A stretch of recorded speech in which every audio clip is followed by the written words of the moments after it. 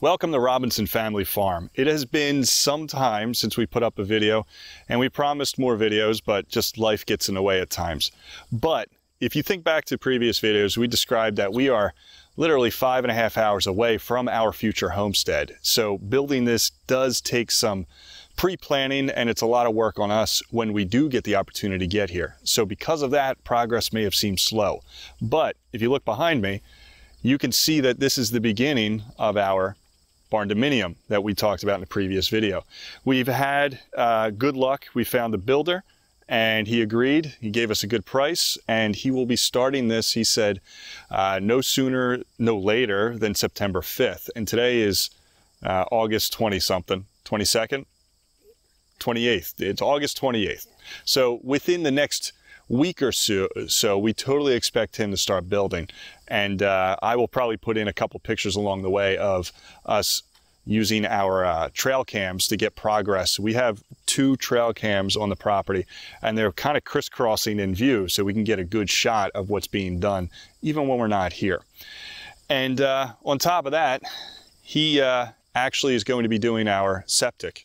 So we have septic in the works, we have a well in the works, and the pole barn itself will be getting started and finished in the next few weeks. So this is very exciting, to the point where we actually don't know what to do. We're up here and we're trying to get some work done, but we're just kind of so excited to be here, we're just picking at things to do.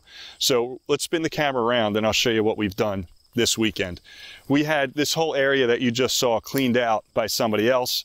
We paid a few $1,000s, got that taken care of, but they did leave these few trees here between the house and the road. And we took the opportunity this weekend to drop a few and actually maybe clean up a little bit. We could have gotten more done, but it is what it is. So we cut some up and we have a lot less to clean up than we did originally, but we're gonna keep 3 trees at least for now. So we have 1, 2, and 3.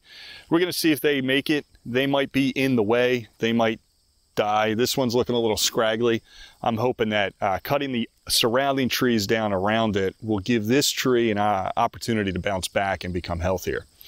In the meantime, let's head out to the front and we can take a look at the progress that we made with the fence. The fence is a slow-going project,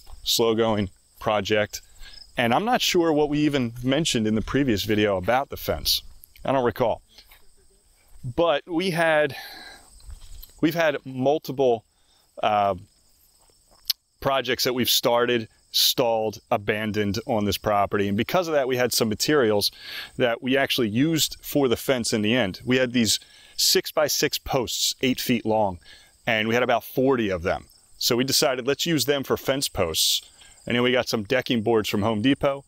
And this is the progress that we've made so far. And this is just, honestly, just Tina and I doing this ourselves. We rented a post hole digger after realizing that our personal earth auger just isn't going to cut it. It would dig a hole, but it's so much more difficult to do. So we rented one of the tow behind earth augers and delivered, picked up. We didn't really have to do anything. And it digs a hole so much better than what ours would do if it was just me or Tina doing it. And this is so much easier. So we were able to get, I think, 5 or 6 holes dug in one day. We probably could have done more, but like I said earlier, it is what it is. So as you can see, we got these gates from Tractor Supply, and we got a wasp nest going here. So I'll spray that before we leave. We have a wasp spray just in case. But you can see all the posts that we've done, and we're going with the traditional 3-rail fence line. And at one point, we almost had a disagreement about how to do this fence, because originally I wanted the top rail level with the top of the gate. Now, because of that, and the ground sloping off in that direction, we got into a situation where it just was way too high at this point. So I decided, let's start up there and put it at a slope at an angle and then do the same spacing. All 3 rails were going to be down at an angle, kind of like this. It looked horrible. I just didn't like how it turned out. And then we got to another situation further on down where the ground sloped again enough where we would have to do that again. And it just looked silly. So Tina had an idea. She says, why don't we just lower these rails and make it about 4 feet or so and aim for that all the way down. And then every so often, you might have a step down, and you might see that in the video, but there could be a step down where we make the next rail, the top rail of the next section, even with the middle rail. So it'll look way more uniform, and it's just a better design. And we're really happy with how this fence came out. Are you happy with the fence, sweetheart? Yes, very much. Okay, so. She's pointing off camera to a monarch that just flew by. She's, you got a thing with butterflies and hummingbirds lately. I do. No big deal. But this is one gate, so let's show the gate. This is one gate on one side of the property, and basically we have a border somewhere in this area. Which we have to get surveyed. Yeah, we got to figure out exactly where that border is so we're not encroaching on neighbors' property. But we might have a fence that just goes straight down here. We're going to have another gate similar all the way down on the other end of the property. And the fence is about, I want to say it's over 200 feet worth of fence. I don't recall how much road frontage we have. I thought it was 4, but... Well, it's definitely not 4. Okay. It's I want to say around 250. Okay. So with the gates and 10-foot spacing with these 6x6s, you can imagine how many holes we had to dig to cover 250 feet worth of length. And fence isn't done. We wanted the fence done in the summer. We just couldn't finish it. But the next trip up, we'll probably continue cleaning up these trees. And you could show the trees from this angle. We're going to start cleaning up these trees, and that will really open this area up. My plan, once we get that stuff drug out of the way and burned, is I would really like to weed whack and get all this junk cleaned out underneath each of these trees and just make it grass or clover, whatever we end up doing. And that will really open up this area so you can see the house from the road and you can see the road from the house. I do have I'm 50-50 on being able to see the house from the road. A lot of people in this area, in upstate New York, have a little skinny driveway just surrounded with trees, and you can't even see what's down there. And they have their property, and it's very private. Our problem with that privacy issue is that we have to cut all the trees down because this is going to be our garden on both sides of the fence. This whole area here is going to be filled with a greenhouse, a raised garden beds, all of them, and we're going to grow corn and other things on the other side of the fence closer to the road. Obviously we can grow corn because look across the street from us. That's all there is corn. Corn grows so good up here. And we just want to use the property as much as possible. So if it means outside of the fence growing corn, then that's what we're going to do. Yeah. So, and in the workshop that we'll ultimately build will be all the way down on the other end of the property. And we'll get there. That'll be another part of the video. But back to the house. If you go down and imagine from the gate that we were just at, this is going to be a driveway. And this is the whole point of showing you the fence in the first place. Driveway will be somewhere around this area. Okay. And then the gravel pad that you can probably see a little better now, based on the angle where we're at, is going to be the Barndominium, or the house. And then we'll have a porch or a patio. We haven't really decided that, but we want something outside the front door with a bit of an awning maybe, cover the front door, keep all the snow off. So porch, patio, and then the parking area. So these trees definitely had to go. For our 2 or 3 cars we're going to have, we're going to need a parking spot. So that'll be right by the patio for the front door. And then this area here is open for whatever else we end up doing. It could be an orchard, could be a number of things. I think I have an idea of making it like an area for the monarchs and for the hummingbirds, just like a pretty cut flower garden. Yeah, a pollinating garden of some kind, something that would attract these pollinators to help us with the rest of our food garden. Now, we did have the opportunity to go to the New York State Fair this weekend as well, and we found a booth. This guy is selling, he was a representative of some company for hot tubs. And we recently discovered how good hot tubs could be. We've stayed in a place or two recently where hot tubs were part of the deal, and it was just, I love hot tubs now. For some reason, we have to get a hot tub or a jacuzzi or something, right? So here's the situation with building this house. This house is in this location for a number of reasons. The first reason is that we have an easement from down over this hill that's kind of overgrown. There's a stream, and we're not allowed to build anything or technically disturb the soil in any way within 100 feet of the bank of that stream. So the house itself is just past 100 feet, which means that if we were to get a hot tub, well, I can't build a porch or a back deck in this area with concrete piers. So it'll have to be a floating deck of some kind, and we'll get around that. But my concern is having the weight of a hot tub on a floating deck without concrete piers. So the hot tub will probably be around the corner where I'm standing now. I can do concrete piers. So are you picturing it now, sweetheart? Of course. All right. So the hot tub will probably be here. I can even have the deck extend all the way out here and have it come across the side of the house maybe. It all depends on what Tina approves in the end. But the deck might come out as far enough for a hot tub to fit on a sturdy base. Because I don't want to just put it on the ground. I want to have a base, right? Covered, privacy wall maybe. It could be something special. It could be really nice. And it's right off of our back door. That's going to be over there. So we could have the back door to the floating deck, a step or two up to the hot tub. And there we are. We're hot tubbing it up. It's going to be great. I love it. So that's pretty much where we stand now. We dropped a bunch of trees. We have a lot of progress on the fence. The house itself has already been broken ground technically. The foundation is starting.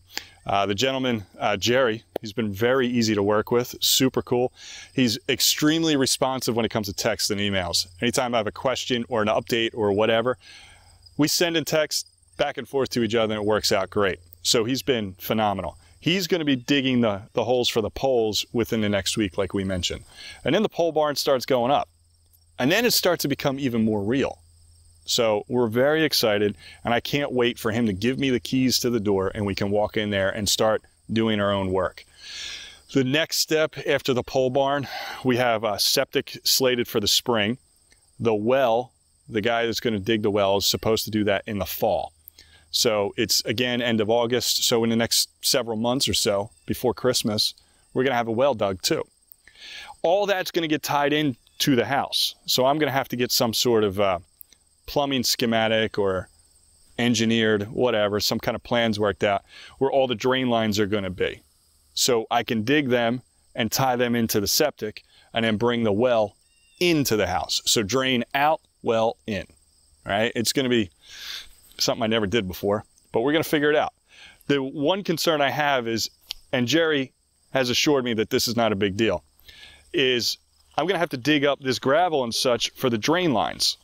All right. The septic is going to be on that far side of the house, pointing out at an angle towards the road. So if you're familiar with septics and leach fields, you have limited things you can build within a certain distance of the leach field. So that will limit us, after that's in, what we can do in that area. Anyway, if the septic is off in this direction, we're going to have the bathroom on that end and the kitchen along this wall. That doesn't seem like a big deal. Dig a couple of drain lines, all connected into the septic, done. We now have drains. But what I would also like to do is this area here, this far corner, probably the farthest part from the septic system, is going to be our mudroom. And we've talked about getting an ice machine. And that could be used for a variety of things, anything you need ice for, processing animals, which we plan on doing in the future, or going fishing, right? You got to have an iced up cooler if you bring back a big salmon or a trout or something. It's going to be useful to have this ice machine. Now, it's no big deal to run a PEX line in the wall to supply the water for the ice machine that's somewhere in here. If the well, I don't know where the well's going to be. Yeah, we haven't figured that out. But there's going to be a line coming from the well to the house. And then it gets split up from there, hot, cold, whatever, right? There's a breeze, and Tina was just enjoying the breeze. You can see it in her face. Cool breeze. So anyway, the ice machine will probably be right around where I'm standing here, okay? The supply line is not a big deal. I can run a blue PEX line for cold water, no big deal. The drain for the ice machine is where I'm starting to wonder. I'm assuming that this isn't that big of a distance where you can have the proper angle and drop in the line to connect to the other drain lines. So it would just go through the floor at whatever straight line angle it needs to be. And then all the drains and plumbing will get covered up with the concrete anyway. So Jerry says that this stuff is easy to dig and you just put it back on there, maybe compact it. Good thing we have a compactor. But all that is going to be in the works, and hopefully we get it all done next summer sometime. Unless we hire a plumber. Well, if we hire a plumber, then yeah.